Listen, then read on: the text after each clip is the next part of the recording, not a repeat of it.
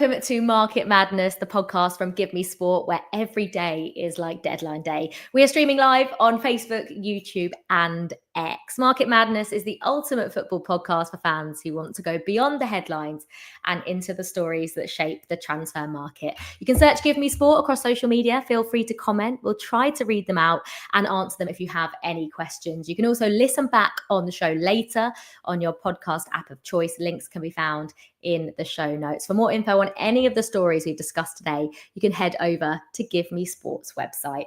Now, myself, Olivia Buzaglo, and Ben Jacobs are back for episode 14. Joel can't join us today, unfortunately, as Arsenal season's come to a crashing end. I can't believe I haven't been on to talk to Joel about this. But Ben, how are you doing? I'm good. The thing about Joel is we can mock him about Arsenal, but apparently now he's a Crystal Palace fan, so all is well in the land of Joel Beya. And I'll let you into a secret. I can't say who will give him the big unveil, but he was up at Liverpool today doing a very big interview. Oh, was he? Interesting. Oh, I'm looking forward to finding out who that was. Right. Coming up on the show today, it's Bilbao or bust. With a season-defining clash in Bilbao on the horizon, we bring in South American football expert and Spurs fan Tim Vickery to preview Tottenham showdown with Manchester United in the Europa League final, unpacking what it means for Spurs and Postecoglou. Now, from the United corner, we're joined by YouTuber Mark Goldbridge to get his thoughts on United's season, Amorim's future, and debate whether United are heading for redemption or another rebuild. We'll have King of Transfers Fabrizio Romano joining us for the latest transfer updates. We have a rather heartwarming Crystal Palace story. We have winners of the signed Bastian Schweinsteiger shirt giveaway to announce. All of that, plus Ben brings us the latest breaking transfer news. Cool, that was a bit of a tongue twister, wasn't it? Ben brings us... Right, let's get into it, shall we? This is Market Madness from GiveMeSport.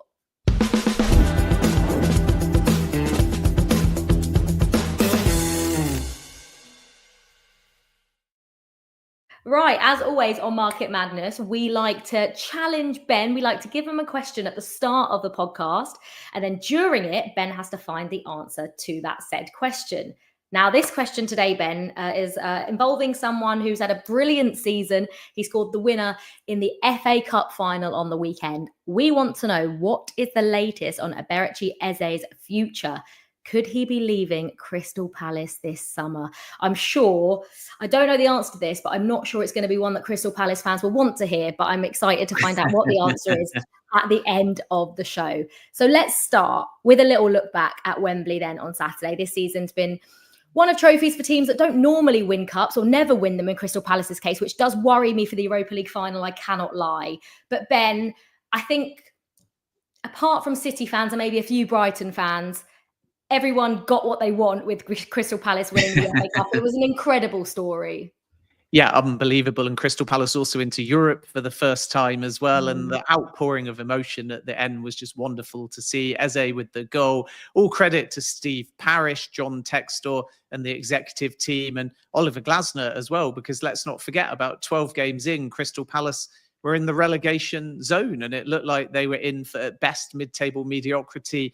Now they've got a trophy. And I tell you something else, Liv, because you're a Chelsea fan, so you associate success with the lion. But if we're talking about new logos, maybe it's just worth 2025 having a bird, because you got Liverpool, Premier League champions, Crystal Palace, the Eagles, FA Cup, and Newcastle United also with a bird in their logo, the League Cup. So it's the year of the bird. It's the year of the bird, but what does that mean for the Europa League final? Well, I don't really know, because you've kind of got Tottenham who have got the logo on side. So if we're going with birds, Spurs are going to win that final. Oh. I don't know about Betis, by the way, as well. I think they've not got a bird in their logo, so Chelsea should be okay. Oh, thank God for that. Yeah, I just want to say I absolutely loved that FA Cup final. I backed Palace to win it. I just felt there was something in the air. And I think the way City have played this season, I was so happy for them. The celebrations were unreal. Joel Ward signing out on a high, like what a way to end your Palace career. It was just, yeah, it was brilliant to watch. And obviously as a Chelsea fan, I thoroughly enjoyed Ben Chilwell getting his hands on the trophy, but thoroughly deserved from a team that I think their fans were just unbelievable. So yeah, an incredible day at Wembley for Palace. It was brilliant. Now, whilst we're on that topic, Now, we have to call Joel out for something. Ben, I think we have a little video to play. Shall we have a look? A little birdie tells me that you grew up much, much, much, much closer to Crystal Palace. So why are you an Arsenal fan? You have to support the club closest to you, which is why I'm a Leicester fan. Ian Wright, seeing the success that they had over in North London, I saw someone that, at the time as well, looks like me, someone I could create, look at, and his celebrations were so iconic that, I don't know, you just fall in love, right? And he played for Crystal Palace as well, so that's my little excuse. He wishes he supports Palace now, doesn't he? I'll tell you something, immediately, within about 5 seconds of them winning the FA Cup, he was posting on Instagram saying, I'm in love with Crystal Palace. Here we go. The Eagles. We've done it. We've beaten Man City in the FA Cup final. I'm about to celebrate in the stadium. And yeah, only 2 weeks before, he was giving us these predictions saying basically Arsenal are going to win every league game. Liverpool are going to lose every league game, and Arsenal are going to win the Champions League and the Premier League. They leave empty-handed, and 5 minutes later, he's back in a Palace shirt. Oh, God, honestly, I think Joel just lives in his own little world, doesn't he? But just finally, before we move on from Palace, Ben, can you just tell us about two very, very special guests that we have joining us at the end of the show? Yeah, it's going to be fantastic to speak to two brothers who amazingly are lifelong Palace fans, the Wellens family, and I'll let them tell their story in more detail. But basically, there's a very famous goal scored at Old Trafford in the League Cup by a certain Palace legend by the name of Ambrose. And the older fans will no doubt remember that goal. And when that goal went in, the two brothers and their dad celebrated on camera. And unfortunately, the father passed away, but it's a very famous photo of two sons and their father celebrating that goal. It got made into a tifo at Wembley, and the brothers saw it. And as you can imagine, were very emotional, and they felt like their dad was with them to then go on and win the FA Cup. And now we've managed to track them down, and later in the show, we'll hear what that moment was like and let them tell their own story. And I'm really excited to have both of those brothers on the show. Yeah, absolutely. I had just shivers when you were saying that. I remember seeing the TIFO and it was just absolutely insane. So very much looking forward to that. Right, today now, top story is Bilbao or bust. The Europa League final this Wednesday gives either Spurs or Man United the chance to save their season. Now, joining us from the red corner is the presenter of the United Stand, Mark Goldbridge. I mean, Mark, just first of all, how are your nerves going into tomorrow? I hope you're both doing well.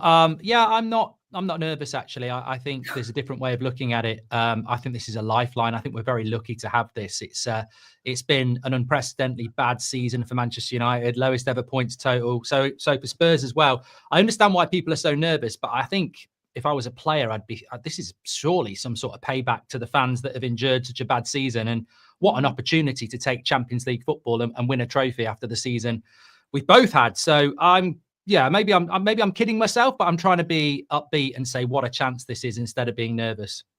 I mean, maybe your nerves will kick in when you hear the music or whatever. When it gets closer to the game, you might. I mean, why do you think it's gone so wrong for United this season? Can you put your finger on it? Is it just a whole load of things? I think really the appointment of Ruben Amorim at the time it was done has probably caused all of this. And I don't blame Ruben Amorim. I back Ruben Amorim, but I think stylistically it's such a contrast between what we started the season off doing. We've removed more players than we brought in January. The Premier League has been ridiculously competitive this year. So I think it was a recipe for this. And also Ruben Amorim did say we're going to have to suffer. He said that at the very start. So the warning signs were there. I don't think we thought we were going to suffer as much. And I don't think it's acceptable. And I think regardless of what happens tomorrow, there has to be a post-mortem on why it went so wrong. But on the other hand, I'm a firm believer that a new manager, when he's coming into a club like Manchester United and changing the system, is going to need at least £500 million at some point. And he's going to need a pre-season. So I think next season will be a lot different to this season, but it has been horrific. I think anybody can agree with that. Yeah, absolutely. Do you feel like you've seen enough from Ruben Amorim? Because don't get me wrong, when I've watched United, there have been so many games where like you have actually got up for it in games where we wouldn't have expected you to. So have you seen enough in sort of those performances to suggest that Ruben Amorim, given money, given, you know, a transfer window, his own signings, that he is the right man for Man United? Yeah, well, I mean, I think Spurs and Man United are very similar. I mean, they should both be sponsored by energy companies because they're light switch teams. Like they literally turn on and off. And Manchester United have done very well in the Europa League, but we've also beaten Man City this season in the league. We knocked Arsenal out of the FA Cup with 10 men. So Ole Gunnar Solskjaer used to say it: Manchester United can beat anybody on their day. And I think you sometimes think that's a good thing. It's actually a bad thing because it also means anybody can beat you. And we've seen that plentiful times at Old Trafford this year. So I think what needs to happen is there needs to be a bit of a clear out. Not everybody's terrible, but Amorim needs to be allowed to rebuild that football club in his own mould and be given the time to do it. And that will start in the summer, but it will be a lot better job if he can win tomorrow. I've never known a game with such a contrast in it, where if we win, the financial ramifications, and if we lose, the financial ramifications, it's such an extreme for a cup final. I've never known a final like it, really. Yeah, I completely agree with you. It's so unique, isn't it? I know Arsene Wenger was also speaking about 16th versus 17th, but the reality is the winner of the Europa League goes through to the Champions League. And I'm keen, Mark, to know your perspective as a fan on this incredible, astonishing run in the Europa League, because the season has been dismal and forgettable, but that insane win over Lyon, coupled with potentially silverware in Bilbao, put those two together, and that is going to live very long in the memories of Manchester United fans and the club's history. Yeah, I mean, you're right to highlight Lyon. I mean, I think there was a point there with 10 minutes to go where we were 4-2 down against 10 men. You look at their goalkeeper and you're going, he's going to win a penalty shootout. So we're definitely out. And then we score 3 goals in 10 minutes. I mean, I've seen it all anyway. I've seen what Solskjaer did. I've seen 08 when John Terry slipped and everything. You can't compare it to that, but also football isn't snobby. Like, just because we won Champions League doesn't mean that Lyon last 10 minutes wasn't unbelievable. And I think every United fan would agree with that. It would be such a shame, actually, for that to get lost in history, because I think it's not always about winning the final. I mean, I think about the FA Cup. We won, Ryan Giggs in the semi-final with his top off. Solskjaer scored a late winner against Liverpool in the 3rd round in '99. So that Lyon game really encapsulates what this is all about, and what we were talking about there about Man United's ability to just switch it on when they can. I really hope we do win it, because I think that Lyon last 10 minutes will live long in the memory if we do win this. But obviously, that's about the football. As you know, Ben, you're operating that space that we've spoken about transfers and who's available for Man United beyond this. There's just so much riding on it beyond the cup itself. But regardless of if they win or lose, the expectation is that Manchester United will actually, despite the PSR position, have some budget to spend, and quickly. We know that Matheus Cunha is likely incoming, and then a number 9 as well. They held talks in the last 48 hours with Liam Delap. So if we remove the season and the final from the equation, are you encouraged by early signs of how ambitious Manchester United seemingly plan to be this summer in the market? I think there's positives and negatives. I think it's very obvious that Manchester United have big financial issues. We see that with the amount of sackings. There's another story come out this evening that 200 more people could be losing their jobs. So we're clearly in financial problem. And if we win the Europa League and we go into the Champions League, I think everybody knows that's going to make our lives better in some way, shape or form. That might be extra signings. That might mean not having to sell a Garnacho or somebody. But as you quite rightly say, Cunha's coming in no matter what. And I think that is a huge positive. I think a player like that is exactly what Manchester United need to bring in. We need experienced players. Premier League experience helps, but around 25 with that hunger to step up. And I'm very impressed with that deal, because I think he's perfect for what Manchester United need. And I genuinely thought he might be heading to an Arsenal or a Liverpool. So for Manchester United to have a player like that, it's the sort of news they could drop on Thursday morning if we lose that I don't want to see. Yeah, and I think that come Thursday morning, there's going to be a real sentiment, Mark, towards particularly Ineos and Jim Ratcliffe, because we know the perspective of most Manchester United fans towards the Glazers. What is your impressions now you've had time to understand how Jim Ratcliffe and Ineos operate, and they've spoken regularly on record, is winning the UEL and getting Champions League testament to the first building blocks towards something positive and almost Glazer-less? Or actually, the more you're seeing of Sir Jim Ratcliffe, are you becoming more worried that this Glazer-Ratcliffe dynamic at the football club, at least in football terms, may never work? I heard what Gary Neville said yesterday about Sir Jim Ratcliffe's only had 12 months and he must be given time. And I think some people do subscribe to that view. But I think the thing I would say back to Gary Neville is that Sir Jim Ratcliffe doesn't own this football club. The Glazers own this football club. So all this talk of Sir Jim Ratcliffe getting time, he's basically a puppet for the Glazers, in my opinion, because of the proportion of the club that the Glazers actually own. I've seen Manchester United win Premier Leagues and Champions Leagues with the Glazers. So it's not going to prevent me celebrating and hoping that we can become a successful club.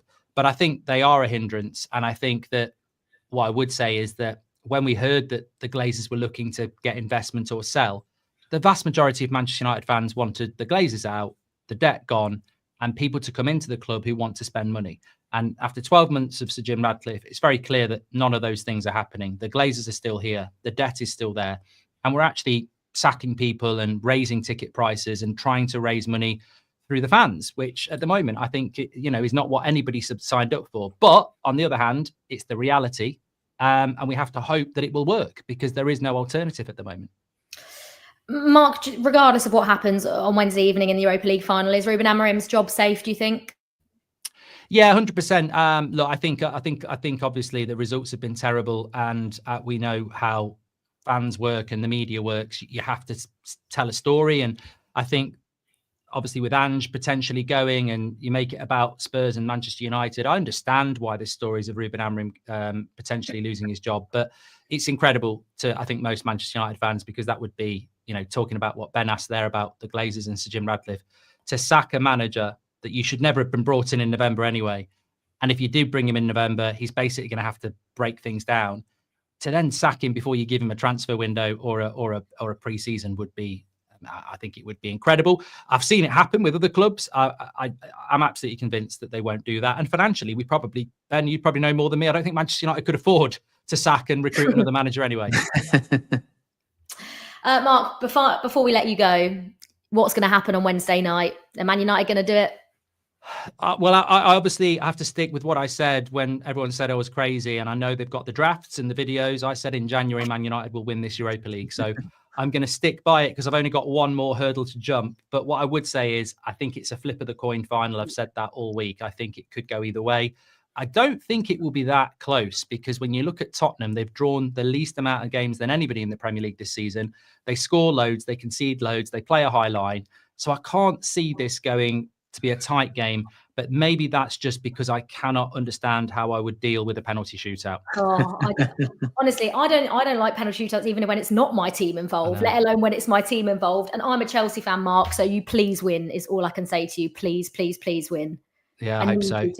Mark, just before you go, I'm going to give you a little out, because I mentioned this earlier on the show. It's not good news for Manchester United, but Premier League winners, bird in the logo. FA Cup winners, bird in the logo. League Cup winners, bird in the logo. Tottenham's logo has a bird in it. So please break if that. Man United lose, maybe it is just unfortunately the year of the bird. That's all I'm saying. No. Yeah, there's a lot of people talking about this. Look, hopefully football gods have got more important things to be worrying about than people with birds in their badges. But you know what? It's a hell of a story if it's true. And you won't be seeing me for quite a while. I'll be on a bird. I'll be on a plane somewhere, definitely, for a long, long, long summer. Oh, Mark, it's been a pleasure. Thank you so much for joining us. And good luck. And I hope the nerves aren't too much for the Europa League final on Wednesday. Thank you both. Take care. I'll speak to you soon. Thank you, Mark. Keep up with Mark on the United Stand on YouTube, as well as at Mark Goldbridge on X. Now, for more info on any of the stories we've discussed and so much more, you can head to GiveMeSport.com. This is Market Madness from GiveMeSport.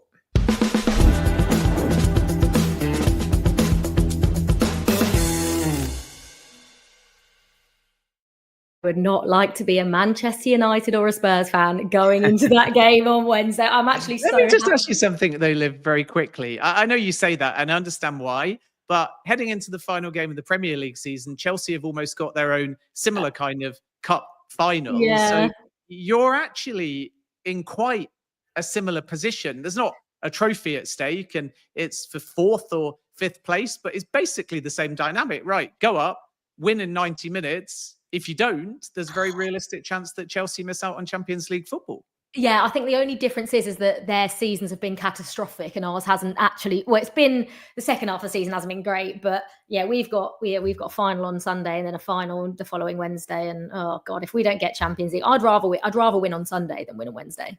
But I don't know what Chelsea fans would think about that. But anyway, Ben, I think we've got a bit of breaking news, don't we?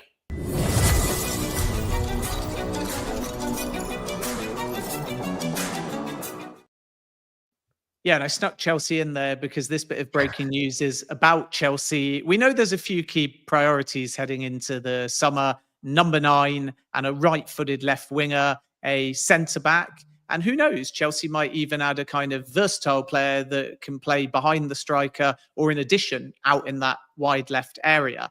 And what I can tell you is that 2 names are on Chelsea's radar. The first is Morgan Rogers, and there is concrete interest. And if Chelsea get Champions League and Villa don't, there may be a window of opportunity. Villa don't want to sell. Their PSR position is relatively tight. There's interest in Emi Martinez as well, not from Chelsea, but Atletico Madrid and also Manchester United. But Chelsea are going to be really opportunistic. And Morgan Rogers could become a name to watch in the coming weeks, especially if Chelsea get Champions League football and Aston Villa don't. Then in addition to that, another market opportunity is Rodrigo, who has been forced out on the right side, but is a left winger.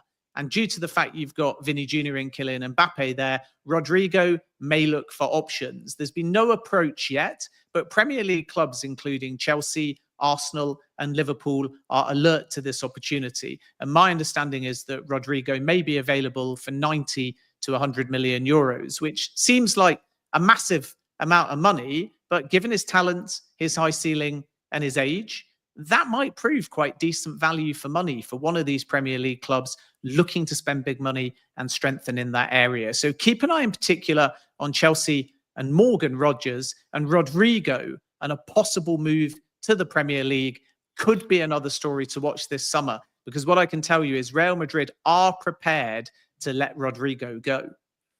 That's interesting. I mean, Rahman just there has said, Ben, if Chelsea sell their players with the biggest wages, will they be able to get Osimhen? Now, obviously, Chelsea have been linked with Osimhen previously, but it feels like wages would be like the biggest stumbling block here, given Chelsea's like wage structure and all of that. And he doesn't seem to be someone that's going to take a pay cut to join anyone. Yeah, I think the thing to understand about Chelsea is there's no number they won't pay, but whatever they offer has to be within the structure. So this isn't about Chelsea saying no to Victor Osimhen's £250,000 a week request. It's about Chelsea saying you have to agree a number. And if we are playing in a season without Champions League football, that number for all new signings goes down by 20%. Similarly, in the contract, there's no lack of Champions League exit clause. There's no release clauses for players that I am aware of. And if players want astronomical numbers, the team goals and the individual goals have to be hit. So someone hypothetically could come to Chelsea and say, I want $500,000 a week. And if that number is hit, I'll get you 20 plus goals a season. It will be a season when the club have got Champions League football and other team goals will be hit. And Chelsea will say, great, go and hit all those goals and we'll pay you much, much more than most players in the Premier League. But if you don't hit those goals, the numbers have to go down to protect the club. So this isn't about Chelsea saying no to £250,000 a week for Osimhen. It's about Chelsea saying to Osimhen, if you join, we have to structure the manner in which you're paid in an incentive-driven way. And at the moment, Victor Osimhen is saying he wants a guaranteed base wage of 250k. He doesn't want to drop if there's no Champions League football.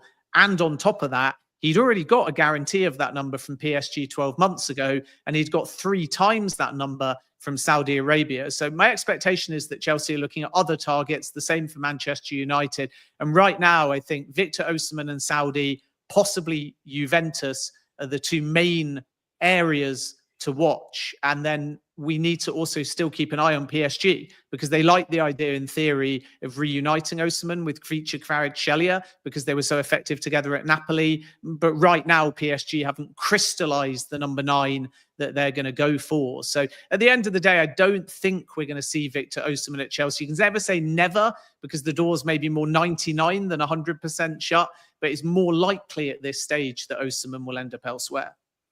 Perfect. I mean, Dylan, get Romano on, lad. You have read our minds, because guess what? It is time to watch your chat, Ben, with the king of transfers, Fabrizio Romano. For all the latest transfer news, this is Market Madness from GiveMeSport.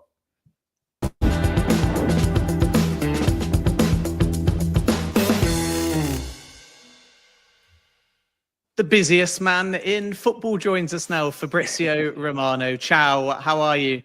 Ciao, my friend. All good, thank you. All good. Ready for the big finals coming soon. Do you think you're only the busiest man in football, or is there a logic that you might be the busiest man in the world? No, not even the busiest man in football, I'm sure. But trying to do my best.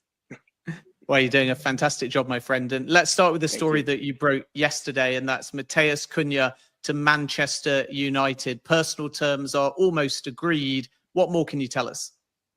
Yeah, we can say that this deal will happen. I think only something crazy could stop this deal from happening. Now the agreement with the player is almost done, in the sense that they have an agreement on the project, the salary, every single detail of the contract. Now it's about the lawyers to check all the documents, to give the final green light, and then the agreement Cunha United will be formally completed. And then Man United will approach Wolves. Also in this case, it's just a formal approach, having a release clause, as we know, £62.5 million.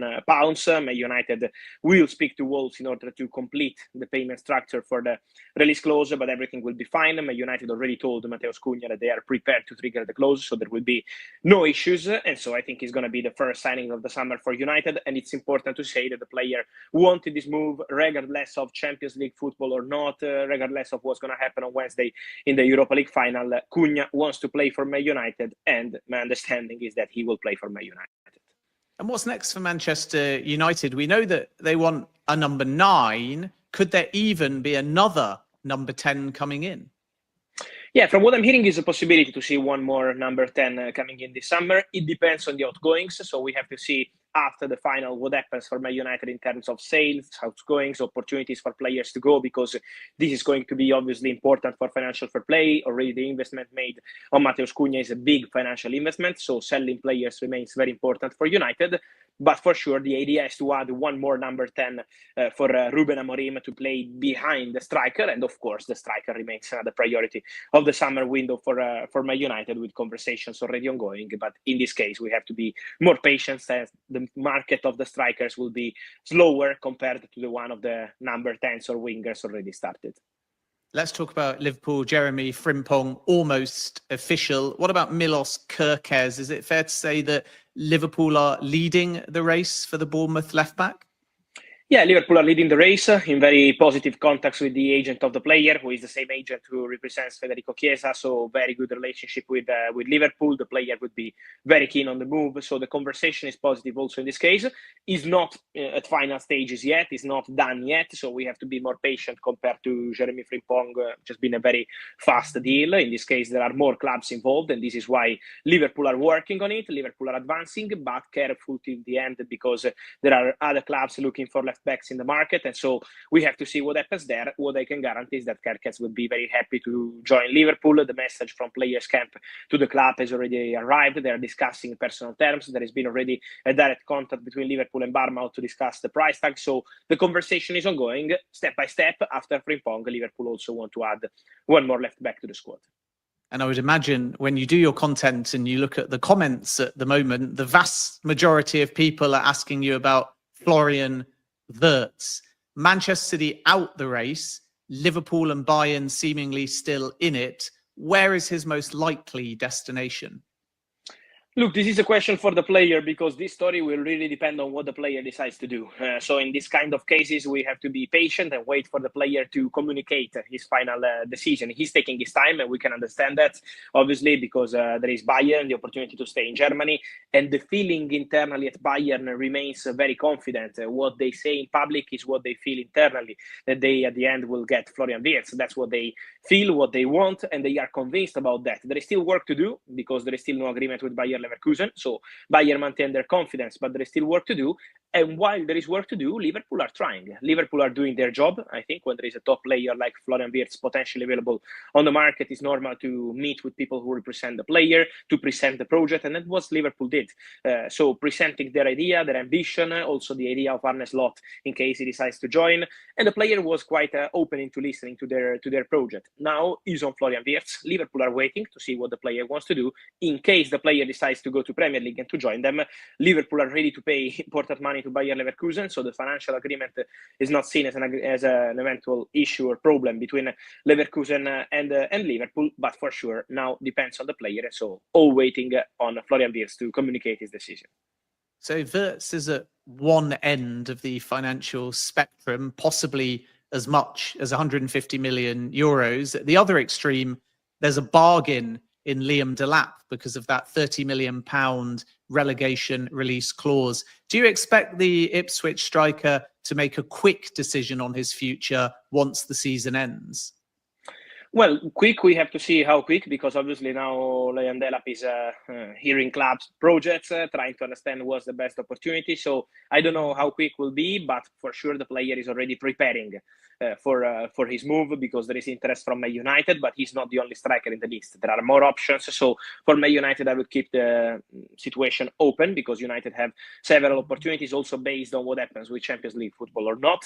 He's in the list at Chelsea since a long time. Already in January, Chelsea were interested in Delap, a player really appreciated by Enzo Maresca. So he's one of the options they are considering. So Delap is also attracting interest from several countries, because, for example, from what I'm hearing, also from Bundesliga, some clubs started calling, but his priority would be Premier League football, English football. So let's see what happens there. The player is preparing, speaking to clubs, trying to understand the projects, and then time to make a decision in the next weeks. But for sure, Delap is going to be one of the faces of this summer transfer window. Victor Gyökeres is another striker who's expected to move. Could we see a head-to-head between Arsenal and Manchester United? I think it's a possibility. It's a possibility for sure. The player now wants to focus till the very end on the titles, and so there is the Taça de Portugal to play in the next days. The final title, where for Victor Gyökeres as a Sporting player, then he will leave the club for sure. Apart from what he said in public, the clear idea of the player, the feeling internally also at the club is very clear. Gyökeres will go. Gyökeres will leave. He's available for something around 65 million euros package. Then there will be add-ons. There will be a structure of payment, installments. So all of these will be discussed with the clubs interested. But let's say that for something around 65 million euros, Gyökeres will leave the club this summer. And so for sure, Man United and Arsenal are two of the clubs interested in the player. I think two concrete options, because Premier League has always been the dream of Victor Gyökeres, to return to England and to try and make history there. So that's a concrete possibility. But again, after the Europa League final, I think the situation will be more clear, for example, for Man United, while Arsenal are already looking at a striker. And Gyökeres, Šeško, they have several options under consideration. On to Kevin De Bruyne. We know he's leaving Manchester City, but the next destination isn't any clearer. You've broken before concrete talks between De Bruyne and Chicago. Do you sense he's leaning towards MLS or giving priority to a European option? I think he's considering really all the options, not just for himself as a player, but also for the family. He keeps repeating that also in public about the family, because it's the reality. He really wants to give an important solution also to the family for the final years of his career, and also for the future of his kids, of his wife, and of his whole family. So this is why De Bruyne is taking his time. There is a big proposal on the table from Chicago Fire. That proposal remains available, so everything is ready. And also, there is also some call from Napoli. Napoli have called in the recent weeks for Kevin De Bruyne in case he decides to stay in Europe. Napoli are also interested in the player. So let's see what happens there. I'm not aware of contacts with Liverpool at this stage. The situation has gone completely quiet on that, but from what I heard, it was never a strong, concrete possibility. So at the moment, is Chicago Fire pushing interest from Napoli. Let's see if other clubs will try, but this is the situation as of today. And now Kevin De Bruyne, after saying goodbye in the next hours to Man City fans, will be ready to make his decision, I think, quite soon. We've spoken before about Chelsea's desire to bring in a number 9 and a left winger. So today, let's focus on defence. We know that Chelsea haven't got Dean Howson, who's off to Real Madrid. Where will they turn next in their search for another centre-back? Yeah, they will have several options, I'm sure. For example, a player they appreciate, and also Liverpool, is Jorel Hato at Ajax, considered the top talent. So both clubs have been monitoring, watching him, and he's one of the options in the list of both clubs for sure, and he's expected to move this summer. Another player who was in the list already 6 months ago was Mark Guehi at Crystal Palace, who is not extending the contract at the club, and so I expect him to leave in this summer transfer window. We have to see if Chelsea decide to go for a talent like Hato or for experience like different players available on the market. But for sure, Chelsea will add at least one more centre-back, and they want to do something important because they know that position is important to be well covered, especially in case they qualify to Champions League next season. And just a quick word on Joe Bellingham as well. He could potentially leave this summer. If there's a departure, do you think that the most serious suitor right now is Dortmund? Yeah, Borussia Dortmund are really concrete. Borussia Dortmund want to go very strong for Joe Bellingham. Then there is to reach an agreement on the salary, contract, project. So it's not that easy. It's not something imminent, but Dortmund want to go for him. Dortmund like the player. Obviously, his brother was already there. So that's a nice and big factor in this story. Dortmund will try, for sure. Then let's see what the player decides to do, but Dortmund will add quality to the squad in the summer transfer window, and Joe Bellingham is one of the priority targets. There is also interest from Premier League, so let's keep the story open, but Dortmund will be there. And just before I let you go, you're covering the Europa League final between Manchester United and Spurs. Champions League football is at stake. It should be a fantastic occasion. Don't worry, I'm not going to allow you to show your true colours or give a prediction. I'm interested in the significance of this game to the winner, not just for Champions League football, but in terms of how it might affect their summer. Do you anticipate that whoever wins this game is going to be able to have a much bigger summer of activity compared to if they lose the final?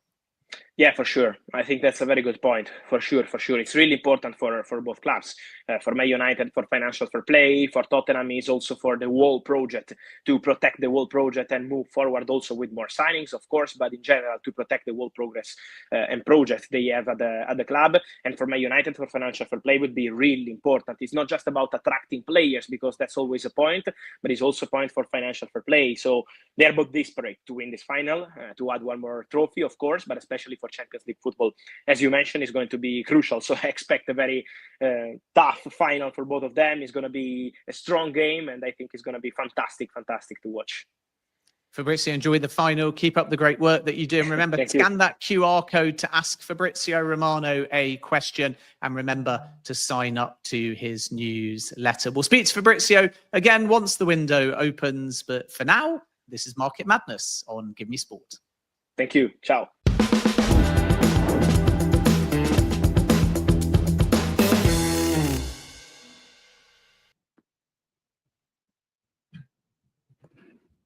Oh, Liv's muted. You know what that means. You got a drink.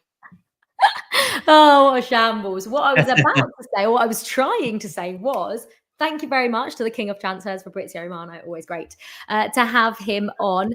Ben, I'm told you've got breaking news for us.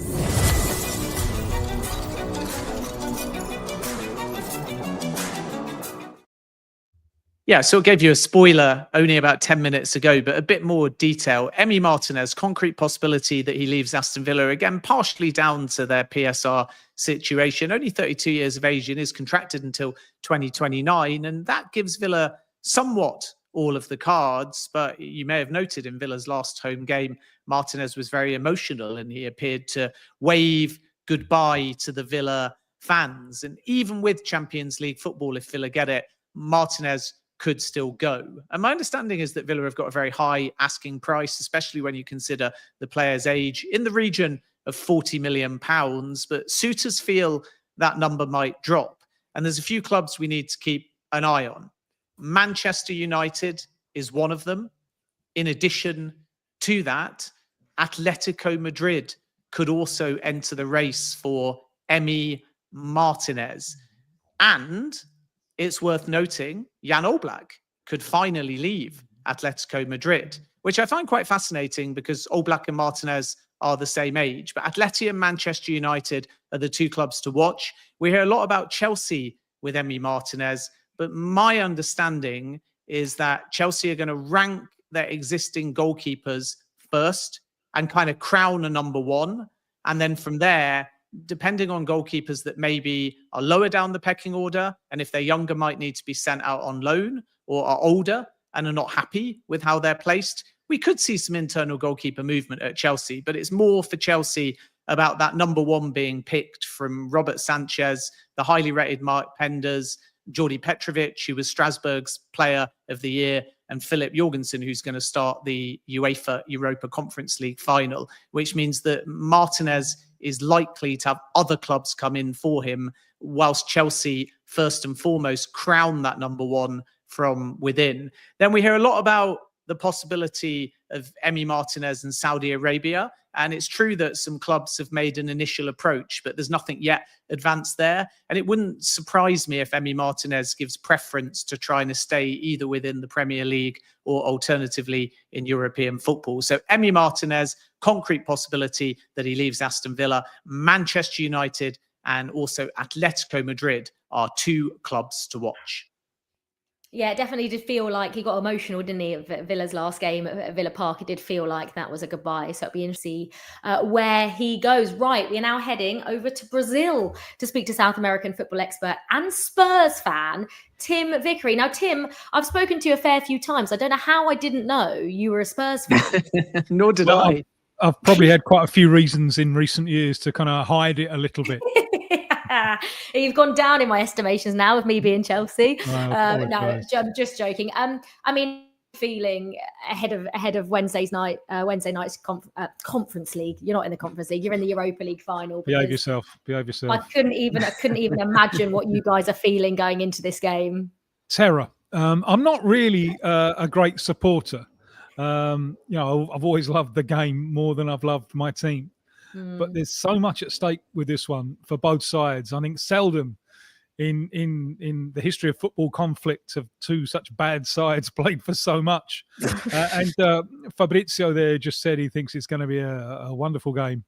My fear is it's going to be an absolutely terrible game. First, because neither of the sides are particularly good, and also because there's so much at stake that the fear of losing, the fear of making a mistake, could inhibit everyone, and it could be a very, very hard watch. I'm expecting to watch quite a lot of the game from behind the settee, a little bit like a small kid when you're watching an absolutely terrifying horror movie.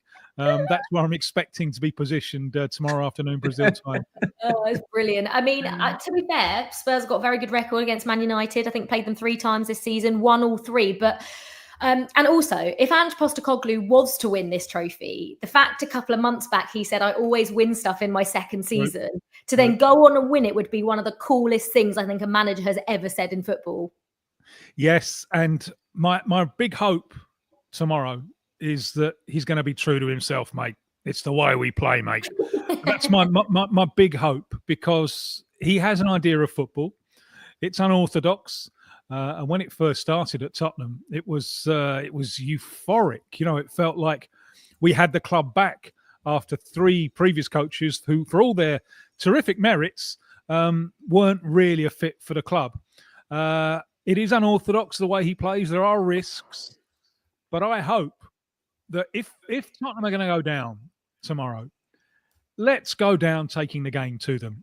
Let us avoid it being a bore fest. Let's take that to him. And I think Angie's making the right noises, I think, in the build-up. And let's hope that he can inspire his players, that he can say to his players, if we lose, it's on me, mate. And some of the pressure off, Yeah, I've had a couple of seasons to perfect my Angie impression, and take the pressure off the players and send his side out to play the way that he would want his side to play in a big final, which is with no fear. Yeah, absolutely. And do you think he leaves regardless? Do you think if he wins the Europa League and goes into the Champions League, he leaves on a high, and if he loses, he still leaves, or do you think he should stay if you do win it? Well, I like the guy. I interviewed him once when he was coach of South Melbourne many years ago. This was just before the 2000 Club World Cup, where South Melbourne played Man United, lost to Man United, and we were chatting away in a kind of payphone in Brazil. It was all very unorthodox. It was all very 1990s, and the payphones in Rio, they've got this quite hard plastic covering to insulate the sound. And as he's talking to me, answering my questions, we're speaking down this phone line, he bashes his head against this hard plastic covering. And I could see he was hurt, but he didn't miss a beat. He just kept on straight with his answer. So I fell in love with him from that moment. So I'm on his side. And if he stays, if he wins, I hope that he stays. He had a very injury-struck season. And if he stays and wins the title, he's got a fabulous argument there, which would be, we've had a better season than Arsenal.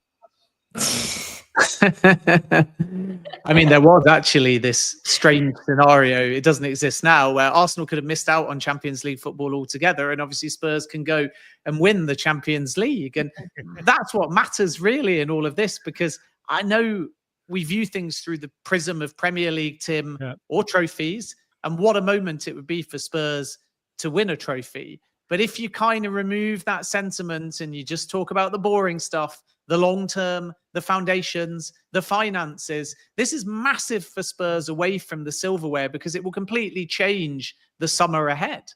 It will, yeah. It's far easier to attract good players if you can offer them Champions League football the next season.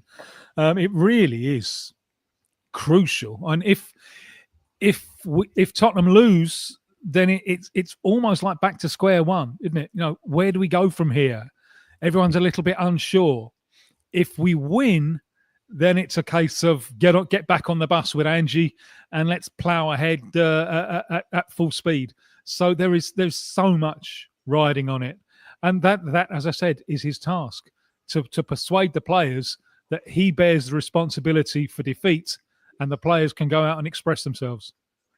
I want to move it on to Brazil, and we've got some questions away from Spurs, but let me just start with a seamless link. Tottenham have had some brilliant Brazilian players, Tim. Richarlison, Emerson Royal, Carlos Vinicius, Lucas Moura. I can think of Paulinho. I'm sure I'll miss some out. Aurelio Gomez. Sandro, maybe the best of them all. Alberto, and I think also Rodrigo Defendi as well. So who is your favourite, with your Spurs fan hat on, Brazilian Tottenham player, and why?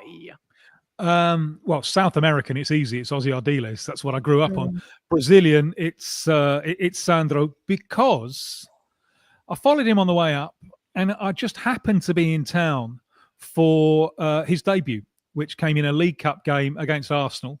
I won't tell you the score. And I interviewed him after the game, had a chat with him after the game. And he's such a bright character. I remember speaking to him again a few months later, and the Tottenham press fella said, you know, whatever is happening, if it's work or if it's fun, Sandro is right at the heart of it. And he's such a bubbly character and a wonderful player. It's a real shame that his career was so affected by injuries. But all of that enthusiasm and that knowledge and that talent is now behind launching a coaching career. You know, he's doing his coaching badges. And what we need in Brazil, and this maybe links to something else that you want to talk about with Brazil appointing a foreign coach, what we need is players with top-class European experience, Brazilian players with that experience becoming coaches. In recent times, they've been very, very reluctant to do it. Huge contrast with Argentina, where so many of the big players, as soon as they stop playing, they become coaches. In Brazil, that hasn't been happening. There is a crisis in Brazilian coaching, in part because of that. So I am now Sandro's biggest fan, as he launches his project to become a top-class coach. Love that. And you mentioned Ancelotti, Tim. It was quite a saga, really. They got their man in the end. What did you make of the courting of Carlo Ancelotti, and how do you think he'll fare in charge of the Brazil national team? Yeah, the courting, it was a long, prolonged flirt, wasn't it? Before instead of raising his eyebrows in characteristic Roger Moore style, Ancelotti ended up batting his eyelids and agreeing to sign for Brazil. What a fantastic story. There are easier ways to spend your 66th birthday than your home debut for Brazilian World Cup qualification. But that's what he's chosen to do. And if he can round off this such a successful coaching career with a World Cup win in the United States next year, and he'll probably go down as the greatest coach of all time. For me, I think it's a good time to take over, because the last game, the 4-1 defeat against Argentina, they were so dreadful. They were so appalling that they can only get better. And they've been a bad side with good players. Anyone in the world, I think, would love to have their goalkeepers, their centre-backs, their wingers. And Ancelotti now has the task, as he's done club to club to club, of strengthening the strong points and hiding the weak points. And if you can get it right, there's a lot of talent there. I think it's really, really exciting times. I think it's a fabulous story to follow, and it's one that I'll be looking to fill you in on in the coming months. Looking forward to hearing about that, Tim. And before we let you go, can we just ask you about a few players linked with moves? First of all, I hope I say this right. Please correct me if I'm wrong. River Plate's wonder kid, Mastantuono. It's yeah. Olivia Buzaglo. It's Italian. Argentina is so Italian. Mastantuono, he really is promising, but he's a different kind of promising. He fascinates me. I've been going big on this fellow since he was playing for Real Madrid, playing for River Plate at 16. Because he's not like a kind of Vinny Jr. speed merchant. Lovely left foot, but he's more of an elegant, loping figure. Reminds me a little bit of a kind of left-footed Zidane. Now, that will make it, I think, at the start, a little bit harder for him to find space in European football. It took Zidane a while. I think Zidane really had to go to Juventus and toughen up in order to become Zidane. The current position is, when he turns 18 in August, so he could move in the summer. But the noise out of River Plate at the moment is that they want to keep him until the end of the year, and then he'll move on next year. And it's going to be the big suitors, because the talent there is huge. I'm fascinated to see how he goes, exactly because he is this kind of cerebral kind of player rather than a speed merchant. Okay, perfect. Now, what about Edison at Atalanta? Yeah, I'm probably surprised that he didn't move on last year. Very strong box-to-box midfielder, solid servant. You could see him, I think, doing the kind of job that Bruno Guimaraes has done for Newcastle. So I wonder if there'll be takers in the Premier League for him. And just finally, what about Rodrigo at Real Madrid? Ben mentioned it earlier. He's been linked with both Arsenal and Liverpool. Yeah, I don't know. I've got no inside track here, but I think we might have to wait to see what the plans of Xabi Alonso are, where he fits into the plan. And as Jude Bellingham said recently, of the big stars there, the kind of Galacticos at Real Madrid, the one who sacrifices himself most for the team is Rodrigo. And sometimes they look on him as the most talented. So you can understand it if there's a certain frustration, if that's going to continue to be his role, the one who has to sacrifice a little bit. But maybe Xabi Alonso has other ideas. So I think we might have to wait a little while for that one. Perfect. Right. Just one final thing, Tim, before we let you go. Europa League final, Spurs against Man United. What's going to happen? You have 30 seconds to answer, but you have to do it as if you were Ange Postecoglou. We're going to go forward, mate. We're going to impose ourselves on the game, mate. And we're going to end up winning 2-1. And I don't know how he gets to speak like this all the time and without messing up his throat, because it's hard work, mate. Oh, very good. Very good. Tim, thank you so much for joining us. Always a pleasure. You can follow Tim on X. He's at Tim_Vickery. For more info on any of the stories we've discussed and so much more, you can head to GiveMeSport.com. This is Market Madness from GiveMeSport.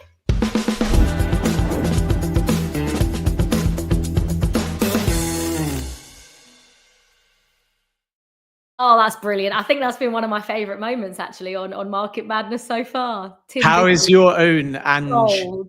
impression? No, sorry, Ben. We have to move on. I think we've got some breaking news. Well, I'm a Chelsea fan. I can't do it.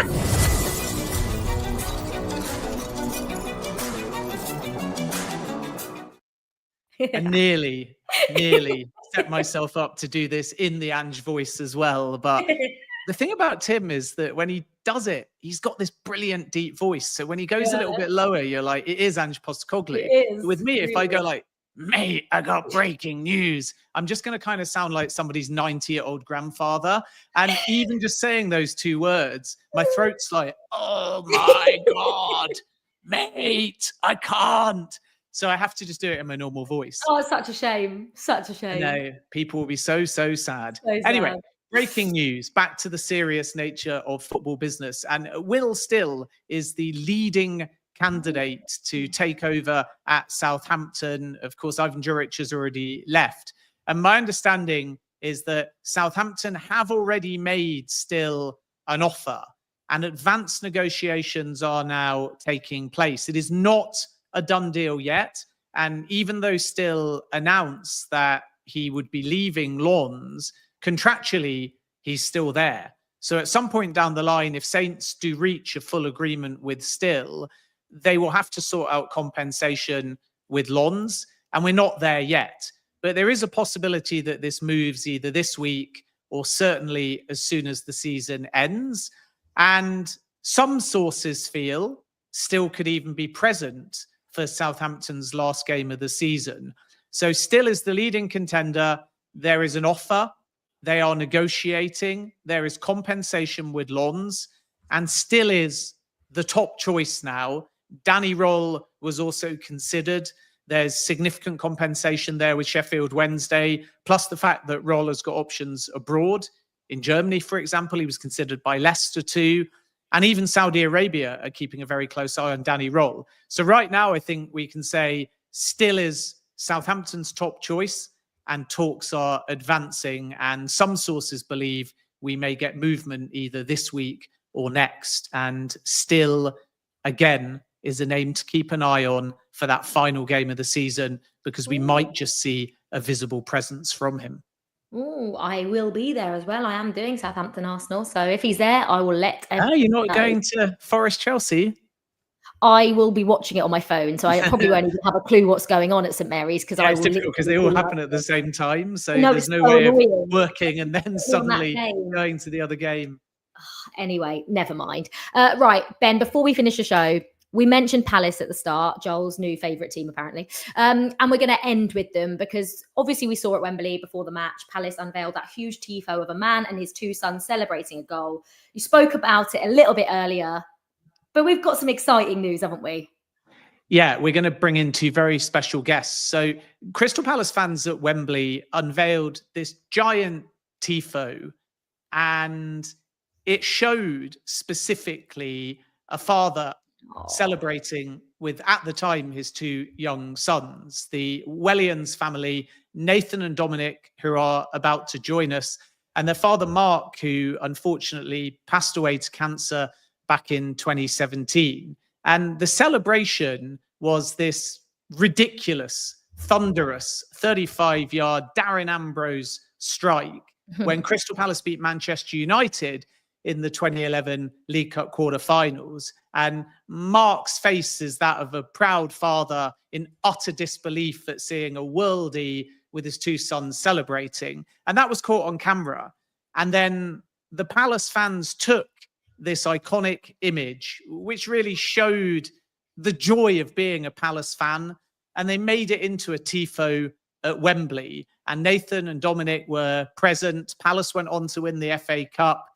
And as they will no doubt say, it gave them an opportunity to again connect with their father and honor his memory. And now we can bring in both Dominic and Nathan to tell us a little bit more about what, guys, must just have been almost a double life memory of honoring your father, followed by watching your beloved Eagles lift the FA Cup trophy.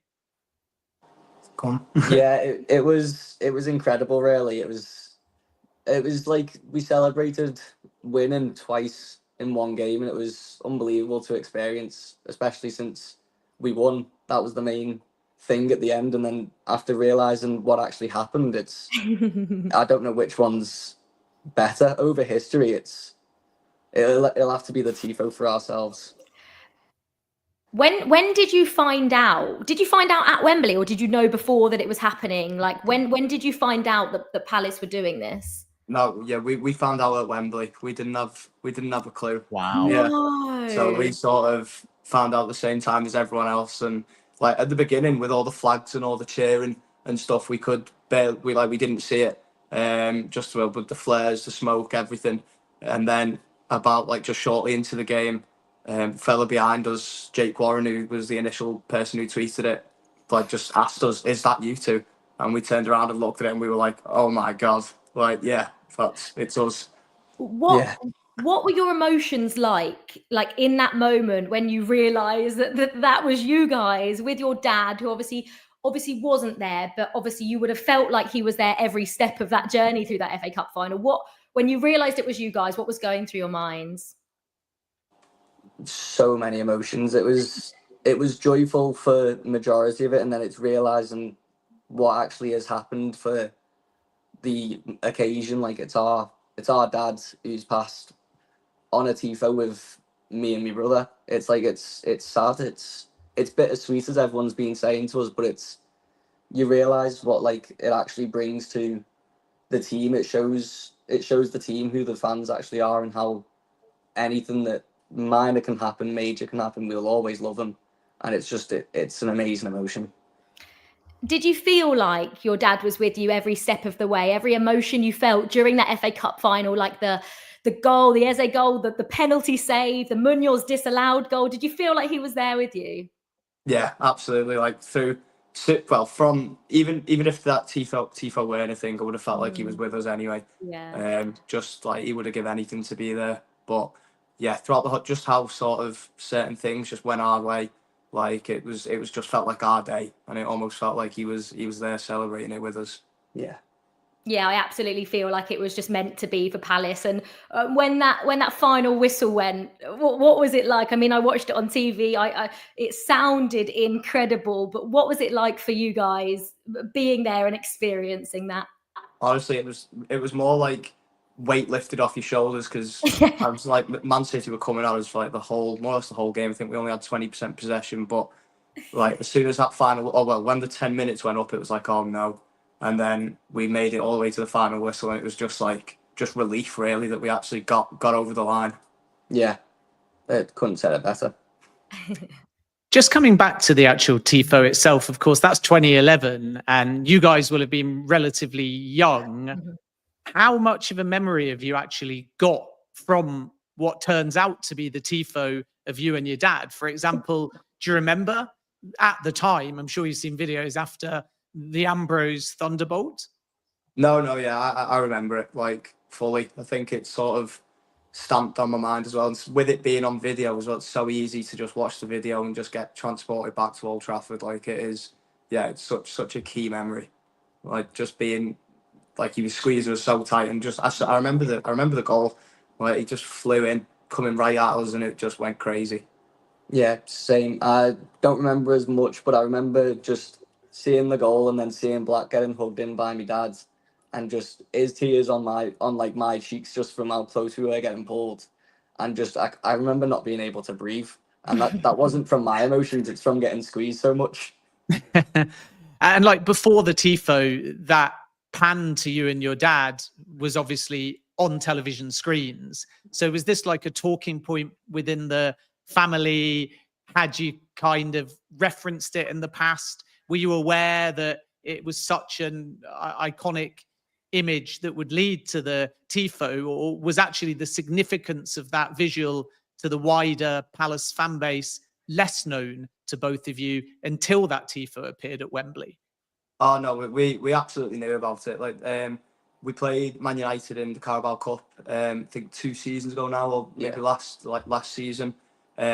And that was the first time we played them in that tournament since that moment. So the club actually invited us. They knew the story as well. They actually invited us down to Old Trafford to sort of watch the game with some of the owners and directors. So it was something like it's spoke about in our family all the time. Yeah. Like, and we were even lucky enough to get a little video message from Darren Ambrose that day. It was like, so it's been crazy, to be fair, what that moment's created for us. Yeah. And just tell us a little bit more about your dad, Mark. No doubt he was one of the key figures in forming your formative football memories. What was it like going to football games with him? And give us a bit of colour and insight into the kind of father that he was as well. Well, although we are from Liverpool, hence a little accent, it was more growing up. We were in the Championship, so most of the teams that we actually played against for away games was up north. So it was easier to get to them, and it was just seeing so many Palace fans already there with us. It was crazy seeing all that, and like in the Championship as well. But it was anything he could do anytime was just to get to a Palace game. We'd have been in Italy at one point for the Championship playoff final, and we already had the holidays booked. We didn't think we were getting to the finals in general, and he's woke us up in the morning saying, we need to go. And he's got us on a plane to London to get to Wembley for that exact game, and we won it. Yeah. That's just incredible. And if we sort of come back to Palace winning, put into words not just that moment, but now the trophy has been secured, European football as well. So you've got even more fantastic football memories ahead. Yeah, absolutely. Yeah. We were saying that we can't wait for just the European tour. Hopefully, like have the opportunity to try and get over to some, because seeing Palace in Europe just growing up, it was something I didn't dreamed of really. Wouldn't actually think that it'd become reality, but now it's a possibility. And I think with the team we've got, if we keep hold of some of our key players, then sky's the limit really. We just got to keep moving. Yeah. I mean, just before we let you go, one of those players has got to be a Bereze. You've got to do everything in your power to try and keep hold of him. But now that you've got European football, do you think that may convince him to stay if he was thinking of leaving? What do you reckon? Because surely you can't have a European tour without a Bereze in your team. Yeah. I think it's convinced most players, hopefully all, to stay, because it's the stepping stone for Champions League. I'm not saying we will, but for them to play continuous European football for us, because everyone knows they will anyway, it'll give them that European experience to then maybe go on to better things or want to try and win more with us. But I think Eze himself, he's incredible. He seems incredible on every interview, and I think he proper has a love for the club and the fans, and he might stay, hopefully. I don't want to say anything definite, obviously. Yeah, I think as well, like obviously with him having his close ties to South London as well, and like being a real South London boy, and now hopefully he wants to stay with us and like do it for us instead of someone else. Yeah. Just finally from me, I'm kind of interested in your own relationship as brothers. Maybe you can each describe some of the qualities that you think the other one has, and be the same or different, because the way that I look at it, I don't know whether you agree, you've got this brilliant moment with your dad, which is a wonderful memory, but there's also this fantastic photo of the two of you at Wembley Stadium beaming with pride and emotion. And if it was me, I'd almost be putting the two together and saying there's two tifos now that will go down as iconic Palace memories. There's the then and there's also the now, because your reaction was brilliant, and it didn't just show your love and respect for your father, it also, I think, showed your love for each other as brothers. Well, I think because in recent years, we've had our ups and downs. Obviously, we've had loads of emotions from losing our dad. It's brought the best of us and the worst of us out. But sharing that love for the club and having that moment together, I think will bring us closer, which all of our family would love to hear, because we've had loads of ups and downs, as I don't want to get into, but it's just, I think it can bring us even closer than we are. Yeah, I think it's something like, to have something like that to sort of always look back on. I mean, when the tifo got unveiled, we were just hugging each other for about 10 minutes and crying, just in complete shock that it was us. Like, so to have that memory and to keep hold of it forever, or defo, like, it brings us close. Yeah. Nathan, Dominic, that melts my heart. I've been trying not to cry. I don't know how you guys do it, because I've been sat here trying not to cry during that whole chat. Just finally, before we let you go, what are your Instagrams? Where can we find you? Because I'm sure people will love to follow your journey from here on after seeing that tifo at Palace. First? Yeah, my Instagram is Dom Whelans1. That's mainly the only one I use. I probably should set up a Twitter, but I don't have one yet. My Instagram's Nathan Wheelo with the letter O, and I've got a TikTok that I've started yesterday, basically regarding just everything that's happening, and yeah, that's also just Nathan Whelans. Got 45,000 views already. Nice. Wow. Yeah, it went popular overnight. I think I know why. Nathan, Dominic, it's been an absolute pleasure. Thank you so much for coming on. We really, really appreciate it. And I know I, for one, will be following your journey. I can't wait to see what you guys get up to watching Palace next season in Europe. Thank you so much. Thank you for having us. Cheers, guys.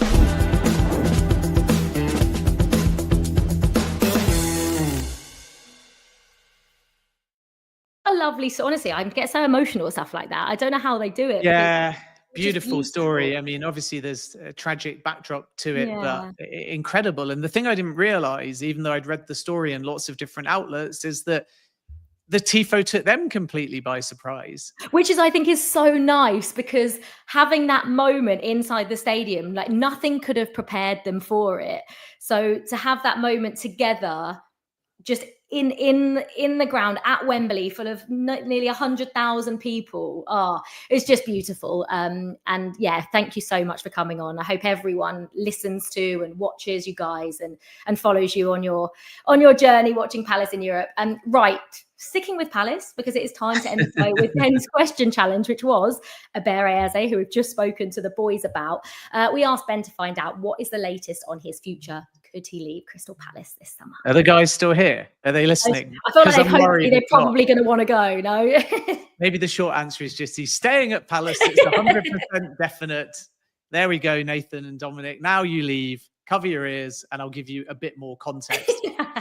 Look, the positive news for Crystal Palace is that they've got European football, and there is a genuine possibility that Eze stays. And I think if we go back to Michael Olise, not in the window when he went to Bayern, but in the summer when Chelsea were pushing, there was a lot of suggestion that the clause would be triggered.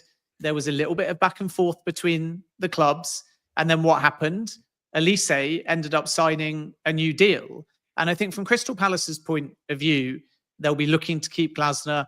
They'll be looking to keep Eze. So it's not a given. And my understanding is that if Eze is to leave, it's more likely than not that someone's going to have to trigger a £68 million release clause or match it. I don't think Crystal Palace will be looking to sell. I don't think there'll be any cut price deals. There is genuine interest from Eze. Chelsea have explored the possibility, but they've not made an approach. Andrea Berta likes the profile too. And Tottenham are the other club that I keep hearing. So you do have Premier League interest. But I tell you something, now Crystal Palace have got European football, it's going to be difficult and costly for suitors to get that deal done. And my understanding is that even though the suitors are legit in terms of seeing a profile they think is a fit and maybe deciding to advance things, Crystal Palace are not going to let Eze go without a fight. Oh, God. I mean, I would love a Beya Eze. I would love a Beya Eze at Chelsea, but sadly, I don't think it's going to happen. But whoever does get him, whether he stays at Crystal Palace or if he does move somewhere, that is one hell of a signing, because he is absolutely brilliant. Right, now this is the last thing. We've been going for a little while. It's been great and we've loved it. Just finally, we have got the winners for the Bastian Schweinsteiger shirt giveaway. Obviously, Ben, you had a brilliant chat with him on the last episode. So I'm going to give it over to you to announce who the winners are. Yes. So let's just recap, because we have a giveaway that was done by either subscribing to the YouTube page or the Fabrizio Romano newsletter. And the first one was for a Germany women's away kit. And the winner there, as you can see, is Derek Fuchsberger, the most German name I've ever heard. So I presume you are German and are a Bayern or Germany fan. It's the Germany women's away kit. It's signed front and back by Bastian Schweinsteiger. Both the shirts are unisex and medium size. Congratulations to Derek. You've won the Germany women's away kit. Then we have a third Manchester United strip for the men's team, which is the white one. And the winner of that is Darren Lightfoot. A great surname if you're a footballer. Lightfoot by name, light-footed by nature, maybe. Darren Lightfoot, the winner of the Manchester United third kit. Now, in signing up, you entered the draw. We will now reach out to you. So if you're listening and in the next few days, somebody from GMS has not reached out to you, in a worst case scenario, contact either me or Liv via X, and we'll make sure that the right people are put in contact to post them out to you. But somebody should automatically be reaching out to you from GMS to coordinate, and congratulations to both winners. Yes, congratulations to both Derek and Darren. Your shirts will hopefully be on the way to you very, very soon. Ben, that's it. We're done. Great show. Great show. I've absolutely loved it. You enjoyed it? I've loved it. Liv, we've had predictions, though, from Mark Goldbridge, from Tim Vickery. So I have to come to you to finish. Prediction for Chelsea against Nottingham Forest. Oh, okay. Okay, good. I thought you were going to ask me about the Europa League final. Head says we're going to draw. Heart says we're going to win. And I think I just want us to win, because I don't think anyone thinks we're going to win going into it. But I tell you what, if we play like we did in that first half against Man United and we can't get up for it, then I think we're in serious trouble. But we're Chelsea, we know anything can happen. So what do you reckon before we go? Chelsea will win. I think they'll relish the occasion. I think that Nottingham Forest have been a bit hit and miss. Murillo was in the wars in their last game. Is he going to be 100%? Obviously, Chelsea without Nicholas Jackson, maybe not even Mark Gay, because he's only just back in training. No defined striker. Forest with a big and experienced back four. So anything long into the box might be bread and butter. But if I'm Enzo Maresca, I'm using the wide areas. I'm catching Forest on the counter-attack.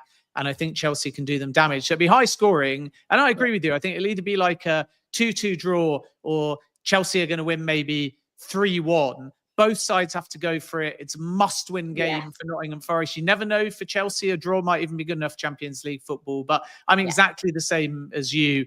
My head says high-scoring draw, and my heart's irrelevant because I'm a Leicester. Your heart doesn't care. No, I'm just glad that Forest have something to play for going into this game, because I think if they hadn't, I don't know, I think we would have struggled even more. But anyway, thank you everyone for tuning into the show. We will catch you in 2 weeks' time. As usual, we'll be talking about the biggest football transfer stories with plenty of top guests like we have on every single couple of weeks. You can watch us live on YouTube, X and Facebook. You can search Give Me Sport, or you can listen back on your podcast app of choice. Just search Market Madness. And of course, for more information on any of the stories we've discussed today and so much more, you can head to GiveMeSport.com. This is Market Madness, and we'll see you next time. Bye-bye.